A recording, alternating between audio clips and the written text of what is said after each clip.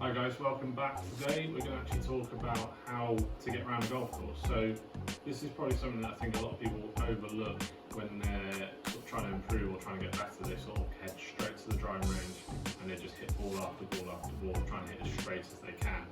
And that, whereas where that can definitely help, it's also not really what we're doing when we're on the golf course. When we're on the golf course, we're reacting to what's in front of us. So we're not necessarily swinging the same way, we're not using the same club over and over again.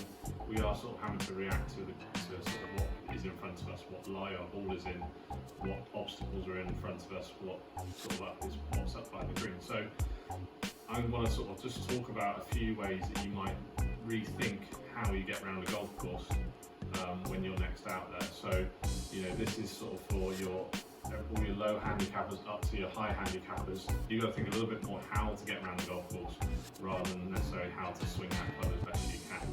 So let's get started. I've set up just in Dorset on a variety of golf holes and obstacles and shapes, etc.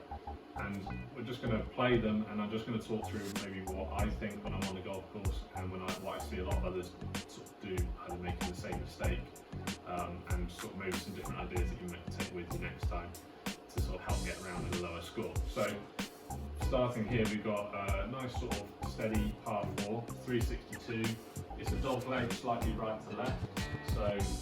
And we've got our widest part of the fairway out there at about 200 yards, and then it starts to narrow. So if I was on this as my first tee shot, I think what I see a lot of people do is they pick up driver and they go, I'm going to hit driver because it's got the biggest face, the biggest head, and I feel more comfortable sort of getting somewhere on the club face with this. Generally, we haven't warmed up. We've just rocked up 5 minutes before our tee time, had a quick putt, and we're on the first tee and we haven't made a swing. That would be my number one thing. I'd say turn up 10 minutes earlier and just get into the net or down to the range, just hit 5 shots at least, and just hit a few shots just to loosen up and feel a swing. Also, it's going to teach you very quickly what sort of shot you've got for that day, whether it's a sort of bit of a left to right slice, whether it's a bit of a hook, straight, whatever it might be. If you understand it before you get on the first tee, you're probably going to make some better decisions when you're on the golf course. So I look at the widest part of the fairway and I'm going to sort of play that shot to the widest part of the fairway, which is about 200 yards. So any further, I'm seeing there's trouble out there, so I'm going to play short the trouble, get it in play, hopefully get my first sort of shot of the day nicely in the fairway.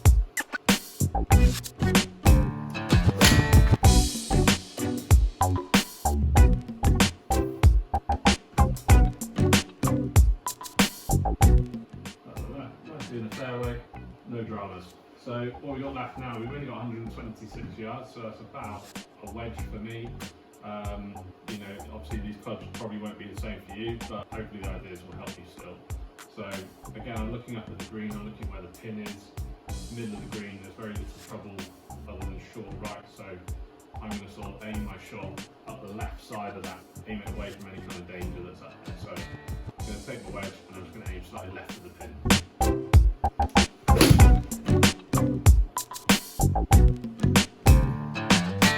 Slightly left of the pin, pretty much pin high, no dramas again.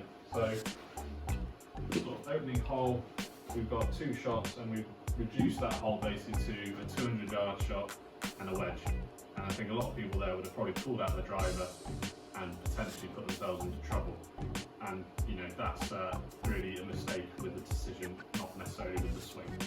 I've turned auto putt on, I've got that luxury, I know you won't, but generally when you're putting up on the green, first hole, it's just, if you haven't been on the putting green beforehand, obviously I'd say that's the first thing you should really try and do, get a pace, get a feel, try and get something to take with you onto the golf course that's going to give you a bit of confidence.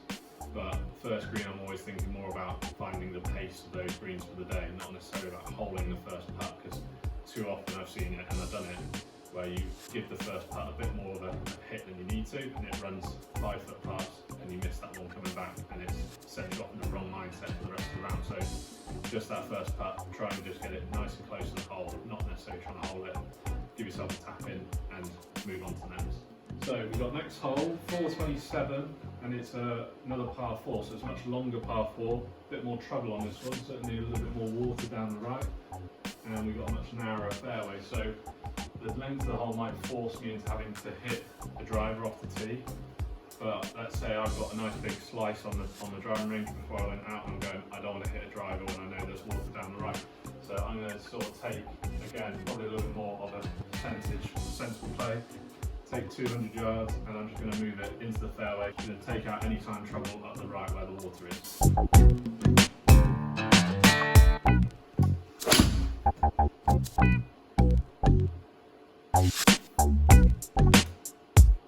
Nice and easy down the middle. Again, 200 has definitely left us a bit further back than maybe if I had hit my driver, but I'm in the fairway and I haven't lost the ball. So I've got another about 200 yards, 198. So once I've kind of looked where my trouble is, I've got bunker left and I've got bunker long right. So really my safe areas, if I'm going to miss the green, would be short and would be right. So the club I decide to pick, it might not get pin high, but if I miss it, it's hopefully going to only get me into sort of the worst trouble of short right with a chip shot.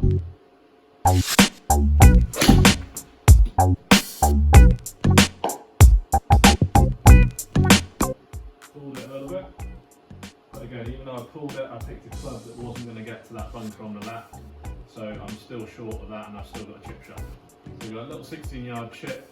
Again, really when it comes to chip shots, I think this is an area where a lot of people might struggle, just generally with the technique of chipping. So really you want to try and keep the club in your hand as simple as you can. So what I mean by that is just take enough loft that you need, not necessarily all of your loft, so you don't even have to go straight to your lob wedge or your sand wedge. Sometimes you can chip with a pitching wedge, 52, 50 degree, something that's a little bit easier that you can just basically use a very basic technique of sort of back and forth with the chip, just try and get the ball moving forward, land it on a spot and let it release to the pin. So I've got 16 yards and I'm probably looking to land this maybe 10 yards away from me. So I'm just going to use my 52 and I'm going to bump it forward with a little bit of a chip and run. And run out to the pin.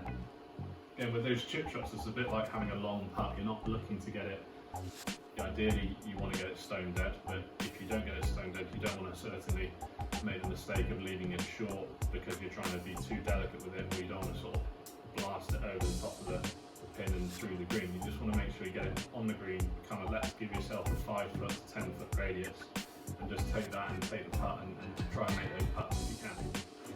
So we've got par 3 now. Par 3 is a 177, and this is a definite trouble hole because we've got water all the way up the right, surrounding the front of the green as well. So really our only safe area would be up the left side of the green, kind of where those trees are on the left. We've got bunkers up the left and we've got a bunker short and you've got a bunker long. So I'm looking kind of for my yardage of 177 and I'm going to take that yardage and try and hit it to that.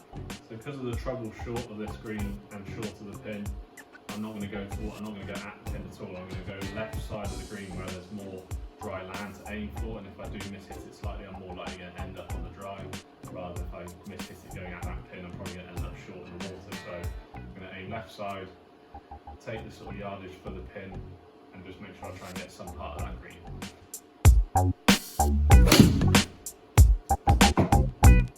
I've blocked it a little bit, but because I've aimed at the left to start with, that bit of a block isn't going to get me in too much trouble. And then the middle of the green with a nice putt for birdie.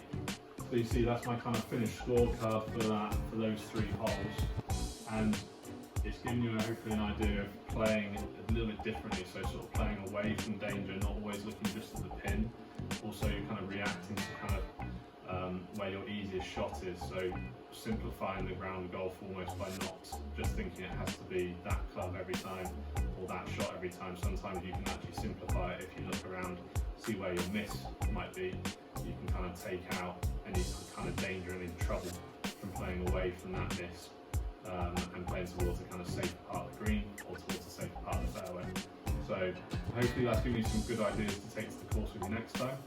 And if you really did like that, hit the like button, subscribe, and I'll see you in the next one.